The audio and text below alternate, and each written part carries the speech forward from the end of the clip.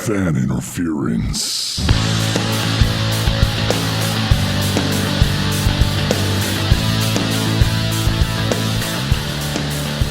Hello, everybody, and welcome into another Fan Interference podcast. I'm Everett Hutto, along with Tim Beeman in studio. Bijan Todd joining us from DC, and Ty Collins, well, we'll see if he shows up. He's supposed to be here within minutes. We'll see how it goes. But, Bijan, where you want to start today? We got a couple of things. You do the basketball thing, so let's start with basketball. Because I want to get, I know you're a Wizards guy, but you're more of a basketball insider than, any of us. Mm-hmm. The Knicks fired Tom Thibodeau on Monday after losing. Or as Ty would say, Thibodeau. For losing in the Eastern Conference Finals. Very strange to me that you would fire a coach who knocked off the number one, I don't know if the Celtics are number one, number 2 seed, and then take your team to the final. But hey, I'm not James Nolan, the owner of the Knicks. Nolan. But all reports, that guy's crazy and has been doing crazy stuff for a long time. So is this just James Nolan doing what he does and the Knicks just being crazy, or is there some reason to actually fire Tibbs? Well, it's Dolan with a D, by the way. Dolan, not Nolan. Okay, my bad. Doesn't make him a better person. So here's the thing. The Knicks made, I believe, one conference final in the last 22 years. Correct. And then under Thibodeau, they've made one conference final and won like 3 other series in addition to that. And they've been in the playoffs for the last 5 years. Yeah. The thing about NBA coaches, and I was just having this conversation with my friend about NFL coaches too. There's like 4 good ones, okay? There's like not that many good coaches out there in the world. Thibodeau is one of them. If you want to fire him, you better get someone who is at the top of their game. My list right now would include Michael Malone, the guy who just led the Nuggets to the championship 2 years ago, who for some reason got fired this past season. But to your point, Everett, I understand both sides. Like, I understand why they fired him, because if you can get to that point but you can't actually win, what's the point, right? I also understand the whole thing about the fact that he plays his starters for 42 to 45 minutes a game, which inevitably will tire you out and cause injuries by the conference finals. I also understand the fact that he's an excellent coach and he got you further than anybody else has in the last few decades. So why not just give him a couple more chances to actually get there? If I were James Dolan, I wouldn't have fired him. But at the same time, like, how much more not championship can you take if you're the Knicks? Obviously, they took a long time of it because they waited 22 years. Well, I mean, their last. Not a lot of good options out there. Oh, but their last champion. To be fair, if we're talking about championships, when was the Knicks' last championship? 1970. Something with Dave DeBusschere. Yeah, I can't remember his name. The guy that came out for Game 7 after being hurt, limped on. Not Walt Frazier. Frazier's not the right name. Was it Frazier? Was it? No, it was. God, if I heard the name, I would know. But famously, he came on. He was not expected to play. Came out injured for Game 7. Led them to their only championship. It was 73. 73. Okay, so that's 52 years.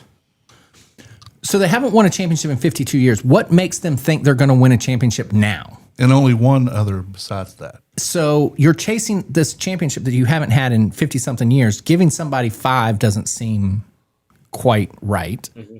Second, now I get the bit if you want to talk about player safety. If you're saying he plays the stars too much or starters too much, they're going to get hurt. We got to have somebody that'll deep. Okay, I can get on board with that. But the question in my mind is, who are you getting that's better? Like, exactly. The list of coaches that are better than Tom Thibodeau is pretty short. Mm-hmm. And I don't know that you're getting any of those guys. Like, I know they want Jay Wright, and he's not coming. He's not coaching the Knicks. Mm-hmm. Like, they've honed their list down to a couple of like assistants for other teams. Like, just because you were an assistant on a good team doesn't mean you're going to be a good head coach. Like, just because you were an executive producer on The Godfather doesn't mean you're going to make an amazing movie. Right. Okay. So let's not act like these assistant coaches are going to lead you to the promised land.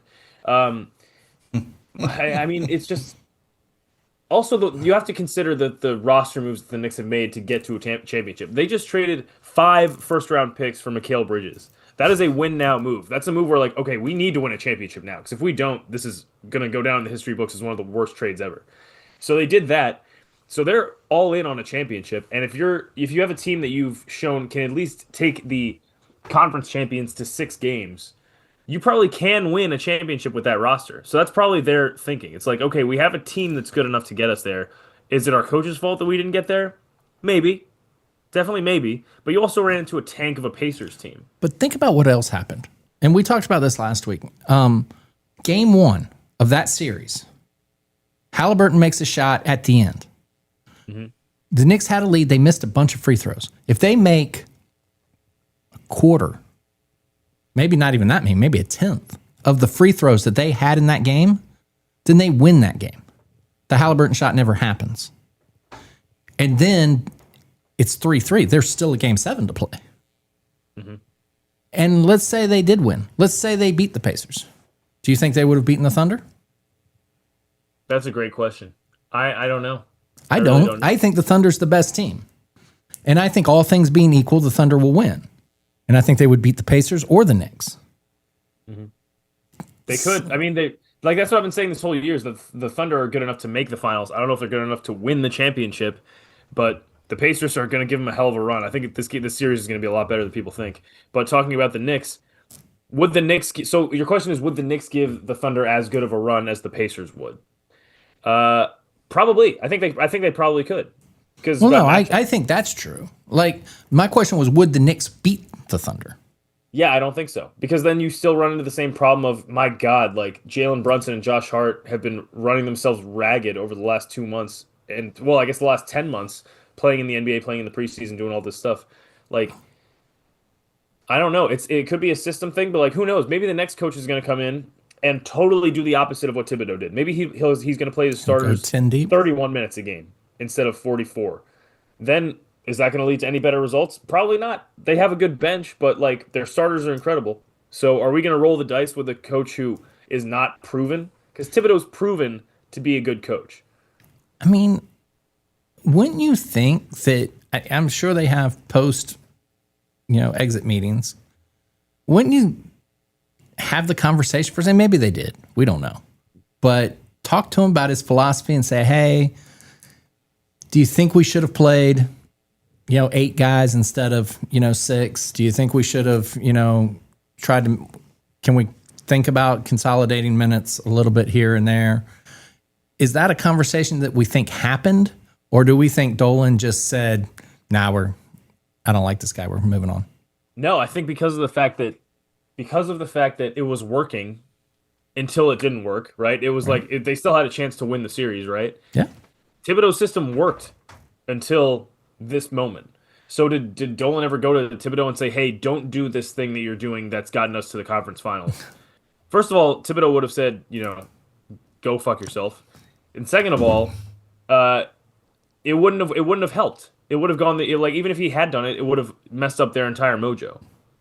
So I don't think there were those conversations. I think Thibodeau was as blindsided as everybody else was in the league that this happened. But NBA coaching is a very unforgiving world. Like the past 5, I think, coaches of the year have all been fired. Well, and it's not just the NBA. It's that way in everything. You can look at the NHL famously fires people mid-season all the time. And one guy got fired like 8 games into the season this year. So it happens a lot. The NFL always has whatever they call Black Monday after the last game of the season. 5 or 6 guys are getting fired. But they're usually on losing teams. They're not usually on conference finalists. That's the bit. Like if you're coaching the Hornets, I can understand getting fired right after the season. Mm-hmm. But making the conference finals, that's really strange. That's like the difference in standards. Because honestly, if you're a small market team. Because the Knicks is its own breed, right? Like the Knicks hold themselves to a certain standard, even though they haven't won a championship in like 50 years. So that's why it was weird that Michael Malone of the Nuggets got fired 2 years after winning a championship. It's like, who are you going to put the blame on? Like, is it his fault that the front office made moves that made winning unsustainable? No, but he's the one who's going to get blamed. Yeah. Well, in the NBA, it's certainly the coach that gets blamed, not the players. There's no question that that's true. Let's talk a minute about the finals. Starts tonight, Pacers Thunder. I'm with you. I think it's going to be a very good championship. I think it's the two most interesting teams, most entertaining teams. Definitely. They both like to play defense. They both like to, attack the basket. They like to do more than just sit out and shoot 3-pointers. They have great guards. I kind of feel like OKC is a little bit deeper and plays maybe a little bit better defense. And they had the best record in the NBA, so I'm giving them the edge. But I think from an NBA perspective, you just hope it goes 6 or 7. I think it will go 6 or 7. And I'm also just stoked that it's these two teams specifically, like small market teams who are, in my opinion, pretty likable. Like, I don't hate either team. I don't hate either fan base. Right. I think this is great for basketball, honestly, that they have this parity now. Because neither has won, right? The what? Sorry? Neither has won. No, neither of them has won a title, Right. which is also a great thing. Like, you Right. love to see a new team win a title. Yeah. That's another thing I saw on TV the other day. It's like both of these teams are looking to become, I think, the 4th team, maybe the 5th team in the last 10 years to win their first NBA title, which is amazing for the league. I'm with you. I think it'll go 6 or 7. I've said before the season started that I think the Thunder have it in them to make the finals, but you have a really, really young team that doesn't know what it's like to play in the finals, and you're going up against a Pacers team who has surprised everybody by beating the best team in the league, the Cavaliers, Giannis Bucks team, which is easier said than done, and the New York Knicks, who were favored by pretty much everyone to win that series. Yep. So the Pacers are going to surprise a lot of people. I hope the Pacers win. I think it's going to be close, though. I think it'll go down to 6 or 7. I don't even know if I'm ready to make a prediction yet. See who wins game 1 first. Cop out, yeah. I mean, look, I don't follow the NBA closely enough to really know a ton about it, but I'm just going to go with the team with the best record all season long. They've been the best team all season long. Stands to reason they'll continue to be the best team. But like I said, I don't know. Let's jump over to the NHL real quick before Ty gets here because he doesn't know anything about the NHL. The Stanley Cup started last night. Overtime, Oilers won 4-3. Draisaitl 2 goals, including the game winner. Obviously, it's a rematch of last year's Stanley Cup that went 7. The Panthers won in 7 after going up 3-1, and then the Oilers made it interesting. I know the last 3 years we've talked about the Oilers and their window and how, we want them to win. Well, I don't know if we want them to win, but I do. I want them to win for too. McDavid and Draisaitl. But my question is, Connor McDavid is widely considered to be the greatest hockey player right now. And one of the, we'll say top 10, although I think you could narrow that down to maybe top 5 of all time. Does he need a championship to be in that conversation? Do you have to win a championship to be considered one of the greatest of all time? It's so unfair, but yeah, you do. You probably, honestly, to be considered the greatest of all time, you need multiple. To be considered one of the greatest, you definitely need one. And it's so unfair because it's a team sport, obviously. And if you're the best player in the world and you have a shitty goalie, you're not going to win. But like, he needs one. And keep in mind, he's only 28. He's been the best player in the league for like 5 years. And he's I think it's 28. closer to 10, isn't it? Yeah. He honestly, came yeah, in at 18 or 19. He's been incredible. Let me see. You know what? I'm gonna look it up when he first won his first like MVP because he's won a lot of them. Yeah, so yeah, he's 28. Yep. He won. Let me see. He won Hart in 2016-17. Jesus Christ! So, wait, yeah. he won. Wait, hang on. So he won the MVP when he was like 20. Yeah, he got in the league at either 18 or 19. That is insane. Hang on. Crazy. I mean, the hockey players don't go to college usually. Yeah, Some but do. that's still nuts. But That's like Derek especially if you're Canadian, you're not going to college to Yeah. play hockey. It's just You go crazy. straight from juniors to to pro. Same thing for international players. The American ones are the only ones going to college, and not even all of them.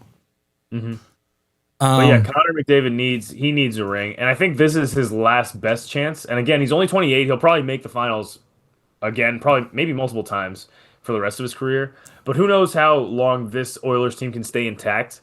with their current roster. Well, that's what I think. I think that if he doesn't do it, and I think we said the same thing last year, if he doesn't do it this year or next, he's going to have to do it somewhere else. Like, I don't know that Edmonton can sustain the level of play they've had. I agree. I think we'll see what happens. I'll tell you though, that Florida team is really, really good. It's probably the best team we've outstanding. seen. They've got a Best great team we've goalkeeper. seen in the NHL. Yeah, on paper, best team we've seen in the NHL since the repeat Tampa Bay Lightning champions. Yeah, They have an insanely good. They have the best goalie, the best playoff goalie in the NHL, in Sergei Bobrovsky. He's incredible, which could prove to be the difference in the series, which it was last year, which we talked about. I don't know. I'm rooting for the Oilers though, and I know Tim's just rooting for them because they're Canadian. But right. No, I'm But legitimately. do you root against the team who already has the greatest player of all time under their belts and like 5 Stanley Cups? It's like the Celtics, you know? Yeah, but my thing is, the Oilers haven't won since Wayne Gretzky was on their team. They won 4 in a row in the 80s, and then they went into the wilderness for 40 years. You just didn't hear anything about them. And so I think it's good. I always think it's good when a Canadian team is at least playing in the Stanley Cup. I don't think they have to win necessarily, but it's good to have them around. And they just haven't been they've been really good for the last 3 years, but they haven't been great. They haven't won yet. And I kind of want to see them win. Does anybody know the last Canadian team, Tim, to win the Stanley Cup? Yes. You do off the top of your head, Everett? I believe so. Do you have the year? I think it's 93 Canadians. Damn, he got it. Yeah, I was thinking Canadians, but I didn't know the year. I knew I'll it. look up youngest Hart Trophy winners too, because this is insane.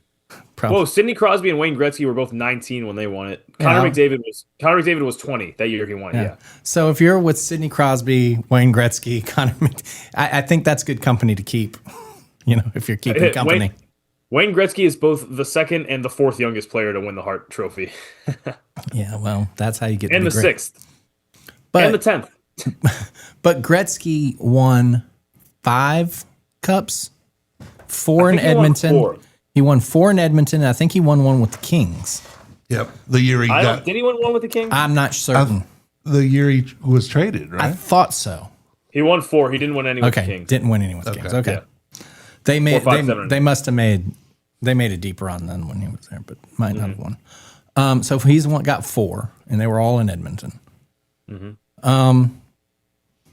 I don't know. This came up because, I saw it on PTI. They asked this question, and they were talking about players who haven't won. Like in baseball, you get Ted Williams.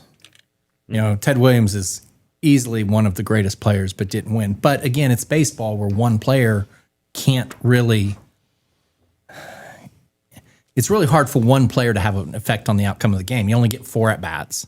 There's a lot that happens when you're not hitting, so it's hard to do that. Basketball, you look at your, Charles Barkley's, your John Stocktons, your Karl Malones. There's some really good players that haven't won, but I don't know that they're the greatest players that haven't won. I think those players are in like top 20 conversations, but no. But if John Stockton won 3 rings, he would definitely be in the top 10, right? Almost top 5. I don't even know that you would have to give him 3. But the problem with Stockton is they played against Jordan, and Jordan was winning them all.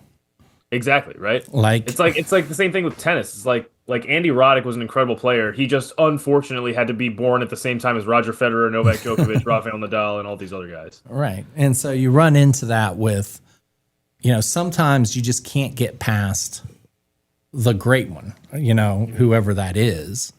And so sometimes you get buried, and that's why I'm not sure you necessarily have to be a champion to be considered among the greatest. But I think Dan Marino.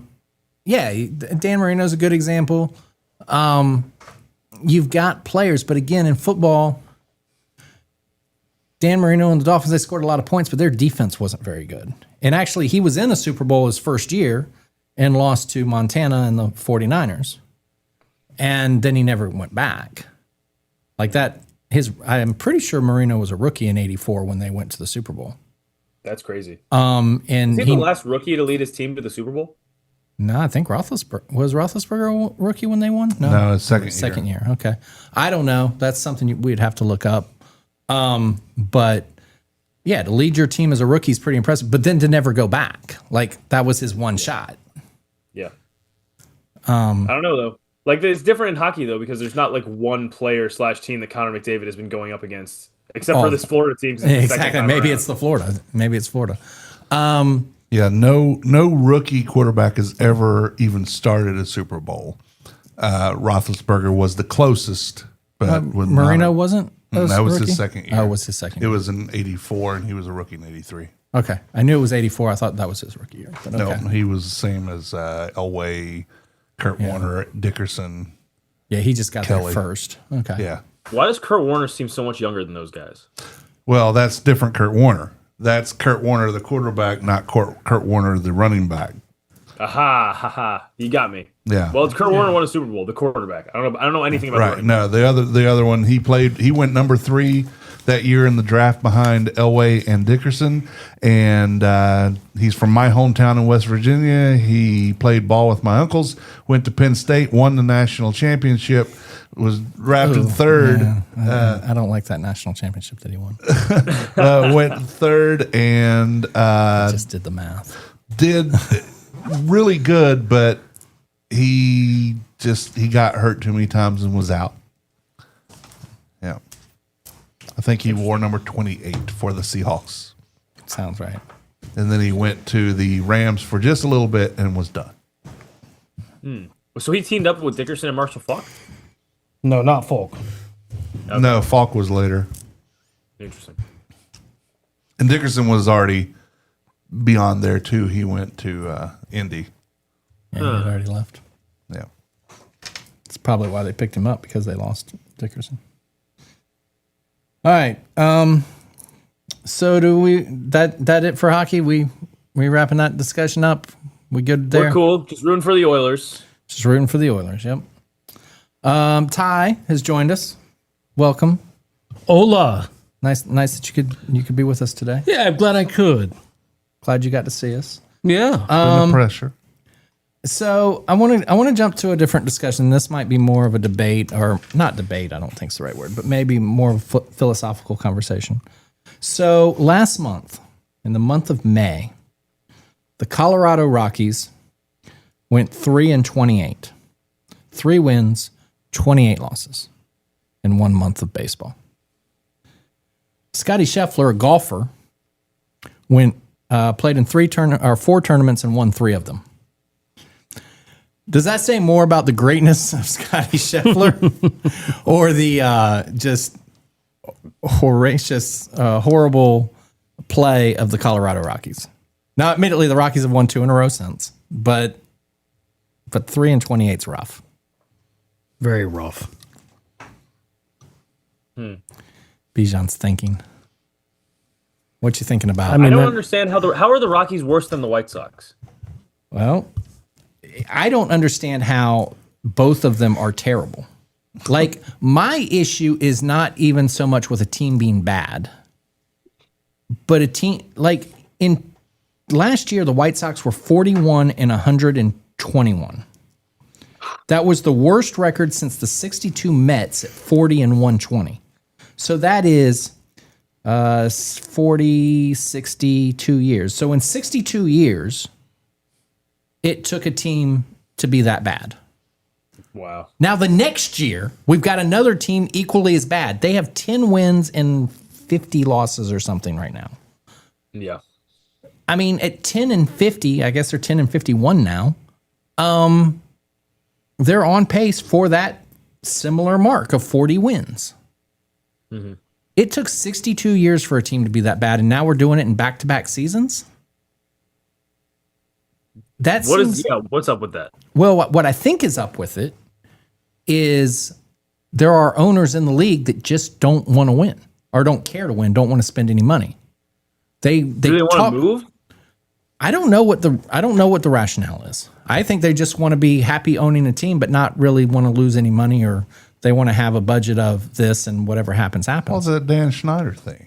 Well, yeah, it's kind of that. It's and so Satan. So Satan my thought is we have a salary cap, right? I think there should be a salary in baseball. Do you? Well, there is not one in baseball. That's true. There's no salary cap. I think there needs to be a salary floor. Same.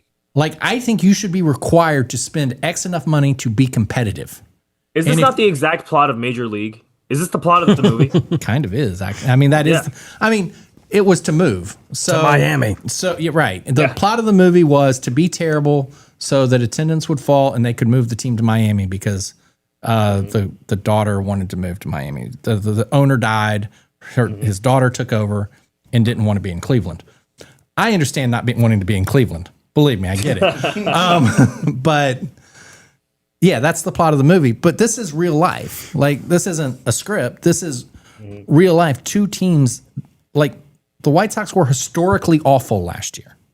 And now the Rockies are just as bad. And that's not even counting, still the White Sox this year, the A's, who are terrible, the Pirates, who have not been very good for a while. And you've just got these really bad teams. And it's like, I guess there are two options. Like, you either have a salary cap floor where you have to spend money to be competitive, a competitive balance tax. And maybe that's what you call it. Maybe you say, look, if your team is so bad that you can't be competitive, we're going to tax you here.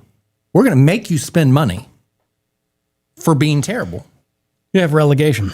Or that, because that was that was actually my next I would thing. actually love to see that. Is to incorporate some sort of relegation to where, now I don't know that relegation necessarily works because we don't. I mean, are you bumping a AAA team up? They're all related, so it doesn't really make any sense because Have one of the Japanese teams move here. yeah, because that would be great for travel.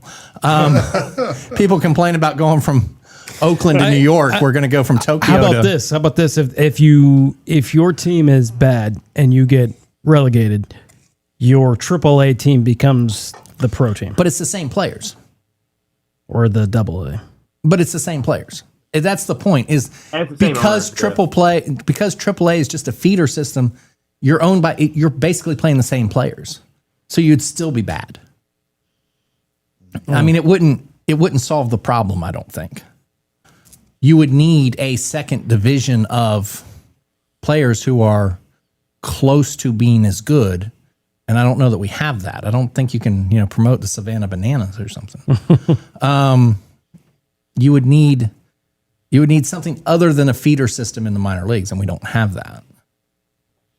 Which means I think you should just tax them. Like if they're losing because they don't want to spend money, then tax them for not keeping up and spending enough money to be competitive.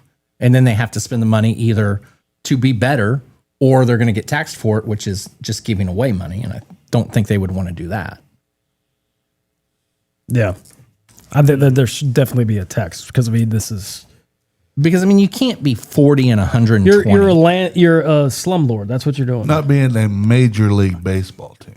It's just awful. We talked about the White Sox all year last year and how awful they were. And I don't have the records in front of me, but I don't think they're good. But I've got it. You got it. What's So yes, the Rockies are 12-50. They actually only have the 24th highest payroll in the major leagues. My Washington Nationals, who are 29-32, have the 26th highest. They pay their players less, but they're still way better. The Cleveland Guardians, who are 6 games above 500, are 25th. The lowest team is the Marlins. Then you have the Athletics and the White Sox and the Rays. okay. So it's not necessarily the Not lowest the paying- Pirates? Because they Pirates are historically 20 they do Pirates are not give 23rd. anybody. Okay, well, they do not give anybody any money. Yeah. Pirates are 23rd. So for context, the entire team payroll of the lowest team, the Miami Marlins, is $66 million. The highest team, the New York Mets, is $324 million, right. And, which should not be legal. That's just such a vast gap. That's ridiculous. right. And so I think there needs to be some sort of way to narrow the gap. Like, I like the idea of maybe a salary cap or some sort of tax on overspending so that you have to get that number down to, I don't know, 300 million. But I think that you should have to spend $100 million. Like even a $200 million gap is a lot, but I'd rather it be a $200 million gap than a $300 million gap.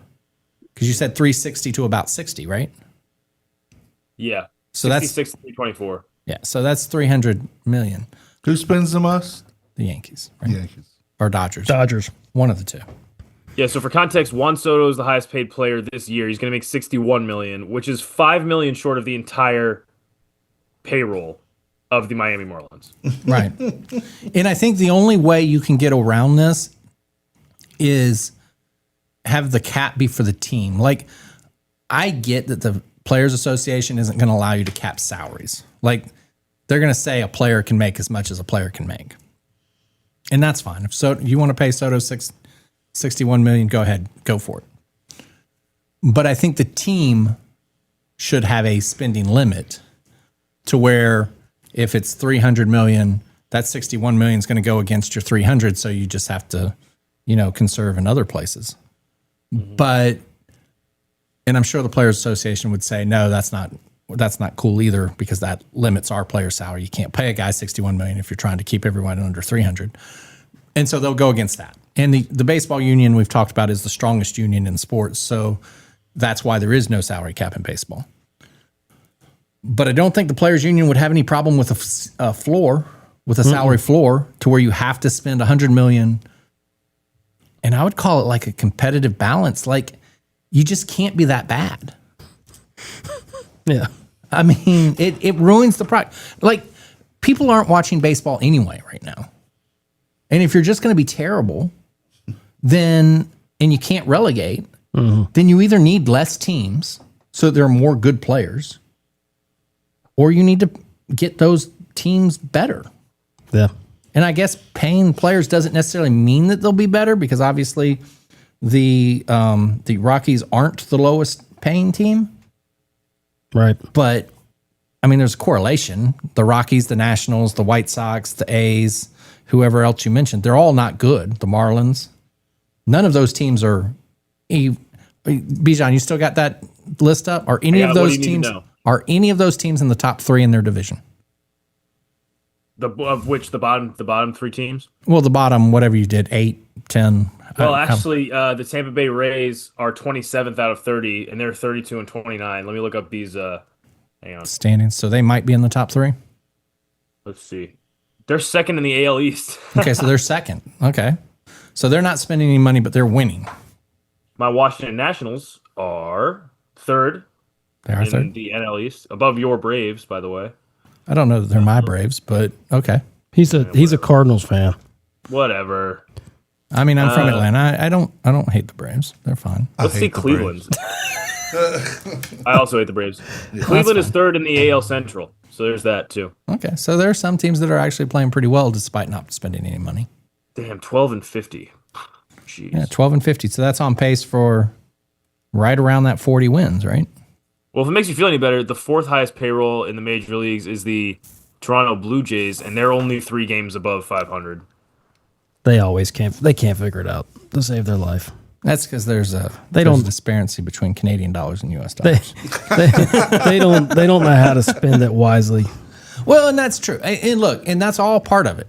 Obviously, the Rays, there are some teams that are spending less but getting better players and doing a better job, and there are some teams that spend a lot of money and aren't successful. So it's not completely on money. But the Yankees and the Dodgers are the two highest spending, along with the Mets, and those were 3 of the best teams last year. Yeah. So there's some correlation. I don't know. I just think it's interesting when you look at teams and you go, how is a team this bad?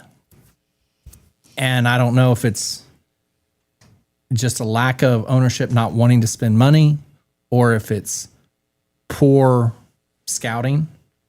I mean, they've already fired their manager, so I don't think it's managing necessarily. I've always heard that, 60 games were won, 60 games were lost, and 60 games the manager has something to do with. It's like in a baseball season, you're probably going to win 60 on accident, but they're not even getting to 60 on accident. We're talking about 40. Yeah. It's 180 games. I mean, That's remember why when we say 60. they signed Chris Bryant a couple years ago? He got Cubs, yeah. big money to go there. Where he's like, well, that's the last time you'll hear of him, and that was the last time we heard of him. Well, he did get hurt, didn't he? But they did. They traded Arenado to St. Louis, and then they got Bryant from Chicago. And I don't know. They've had good teams. They've been in the playoffs before. They actually came pretty close to the World Series one year. But it's been a while, and they've been bad for. I mean, it doesn't help that they're in the NL West with the Dodgers, Padres, and Giants. I mean, they're basically playing for fourth place anyway, no matter how much they spend. And maybe that's part of it. Maybe they're in a really tough division, and they have to play the Dodgers, Giants, and Padres 18 times each, and you're just not going to do well against those teams. But they're still playing, the Marlins, the Pirates, and some of those teams too. So I don't know. I was just curious what y'all thought about. Does baseball have a serious problem having historically bad teams 2 years in a row? I mean, I think they do. I mean, this is that's just poor. I think that they need to do what you said about as far as taxing these teams that decide not to try to get better, or keep having these terrible. Well, the only problem is the Rays are kind of blowing that.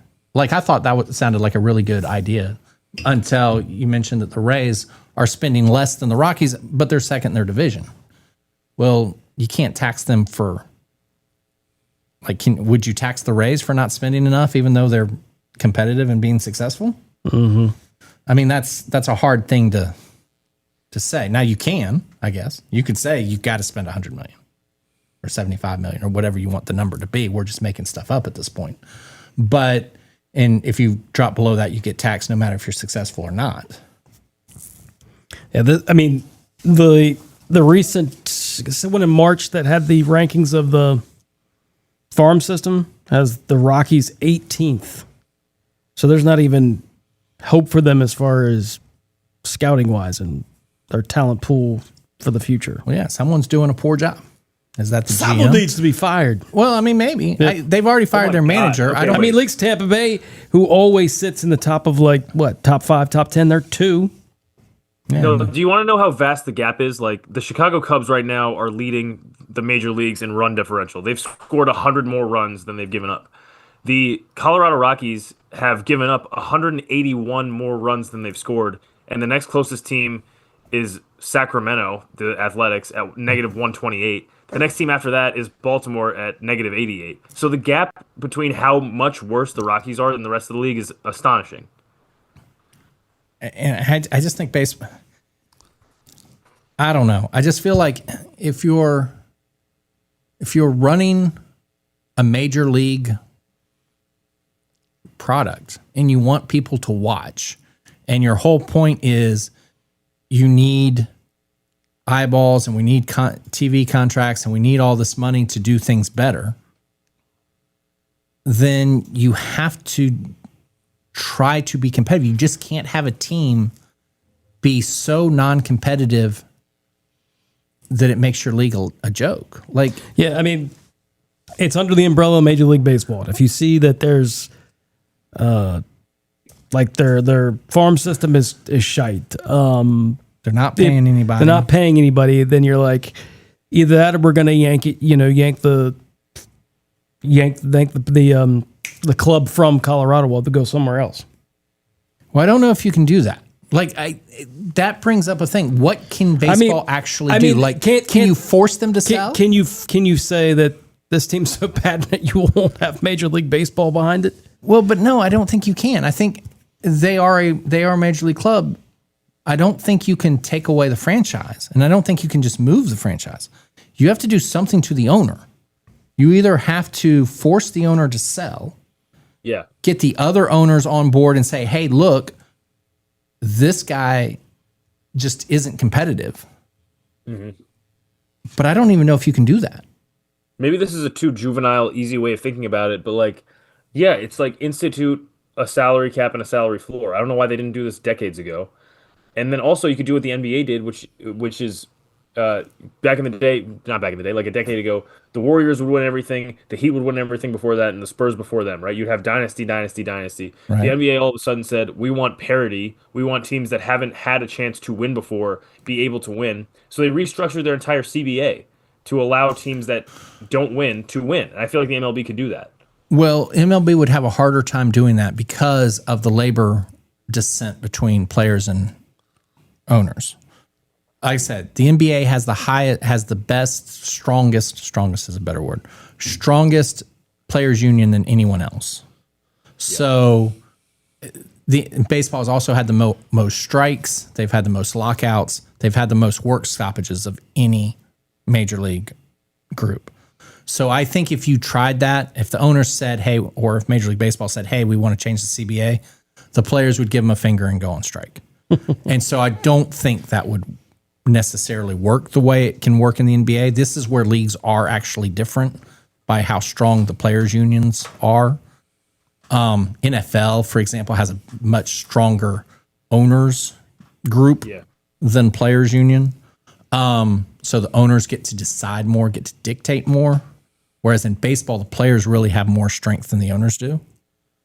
But again, it all comes back to what can you do legally? Like, I guess the league can do, I mean, technically they're a private entity, right? They can kind of do whatever they want as a league. They just have to get the players to agree to it. And I think that's where, with the players not trusting the owners and not trusting the league, it would be hard. But I don't know why they would vote against a salary floor. Like, that sounds like something the players would want. Mm-hmm. Yeah, players would want a salary floor, but then you would also have to institute a salary cap, which they don't want. That's the exactly Shohei right. Ohtani to the Juan Sodas would say, fuck no. Yeah, and that's the issue. And deep down, that probably really is the issue, because the owners aren't going to do a floor without a cap. Mm-hmm. And the players don't want the cap, although they do want the floor. So that's probably where it breaks down. But I just think if you're the commissioner, you got to be sitting there going, this is 2 years in a row we've had historically bad teams. Yeah.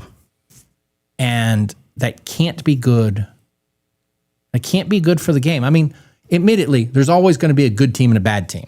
Like, there's always going to be somebody who finishes last. There has to be. But 80 games under 500?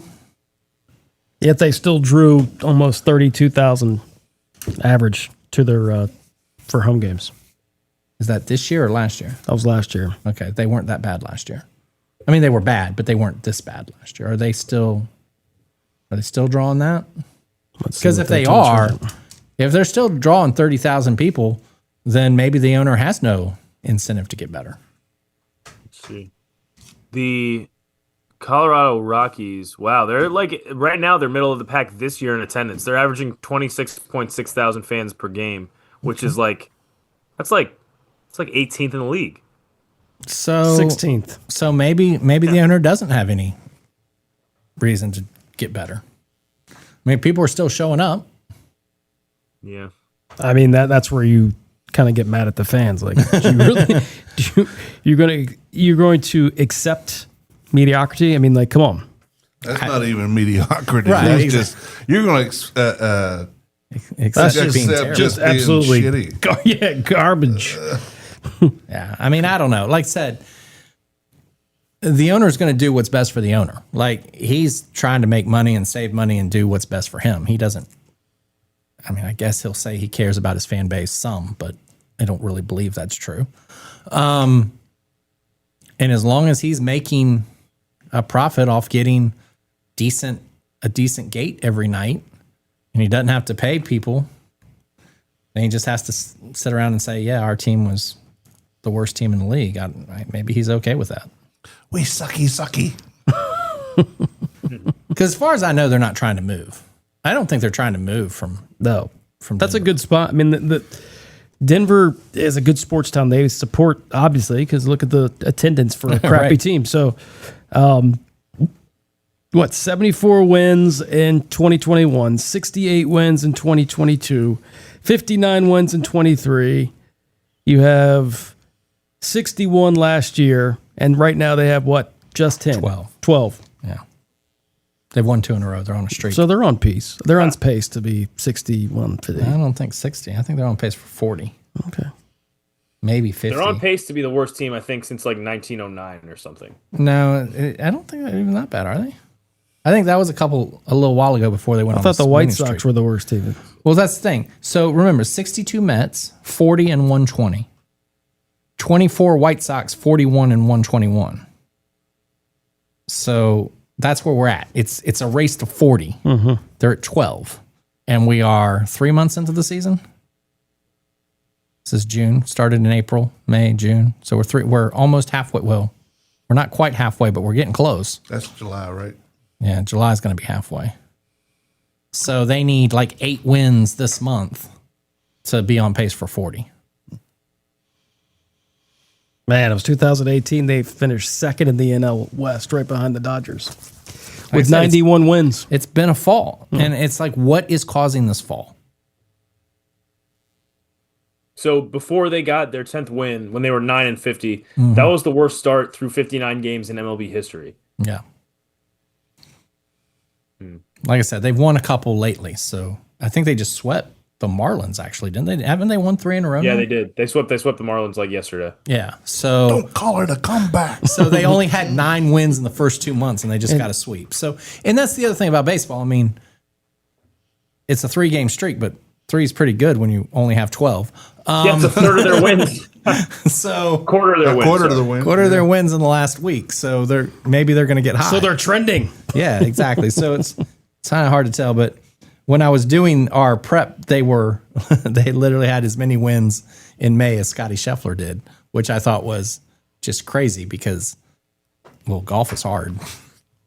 Yeah. Crickets. Yeah, well, that's the end of my stuff. Y'all got anything else? Y'all want to talk about something else? There anything that's on your mind that you just want to get to? Yeah, you want to talk college baseball? We want to talk college softball? What are we doing? Well, look what I found, and I will describe this. As I was looking through some cards, I found the Mark Jackson NBA hoops card with the Menendez brothers in attendance. Oh, show me. I love cards, Ty. Put it on the screen. Put it on my screen. You have that on you? Wait, I can't see. It's all blurred out. Whoa, did you buy that today? No, I found it in my a box of cards today. Dude, that's worth tens of dollars. Tens. It's I saw one is worth $300, but it's because the Menendez brothers are on. This was like either before they committed the murder or right after it, and that's No, what wasn't makes that the thing? Like, it was right after the murder. Like, didn't they fly to New York and go to that game? Yeah. Or was that game even in New York? Yeah, it was in New York. I think that was like the whole thing. Like, they murdered their parents and then flew to New York and then went to a Knicks game and sat courtside. Yep. And then we're on that card. Yep, because I saw that on like I don't know some website and was like, I know I got that card somewhere. So I was looking through it today, and then bang, there it shows up, and there's the Menendez brothers. And it looks like you kept pretty good care of it, man. You could sell that for big money. Big money, big money, big money. Yeah, so Tens of dollars. Tens of dollars. tens of dollars. But I thought that was a fun thing to run across this morning. That is awesome. That's sick. We can end the podcast on that. We're not going to get any higher than that. All right, that's it. We're done. Did you guys all covered everything? You covered the. We covered everything. If you were here, you would have known. Oh, shut up, Everett! I gave you the heads up. We talked NBA and NHL without you because we figured you didn't know anything about it either. Mighty might allow this age. This one has it for $10,000 on eBay. Is that what they're asking or what they got? Buy it now. Yeah, buy it now. Yeah. That's again asking. You can ask whatever you want. What are you actually getting for Yeah. it? You got to see what they've It's sold also for. it's also graded, so that's important. That it's graded. I'm trying to see what this guy's. 100% positive. So apparently, whatever he's selling, people are buying. Okay, well, maybe. All right. Let me know if he actually gets $10,000. I'm buying next week, right? It's Take it. $10,000, buddy. There you go. That's tens of thousands of dollars. Put this in IOU. Tim goes, oh, I don't need to bill Ty anymore. He gave me his Mark Jackson card with the Menendez brother. All right, I guess it's time to get on out of here. Thanks so much for joining us, and I'm sorry I came in tardy. Thank you for joining us. Hey, you're welcome. As far as I know... You're welcome for joining. Yeah, thank you, Bijan, for joining us, buddy. As far as I know, we should be good to go next week. But for Tim Beeman, Everett Hutto, he started the show. And Bijan Todd, I'm Ty Collins. We'll see you next time. Peace.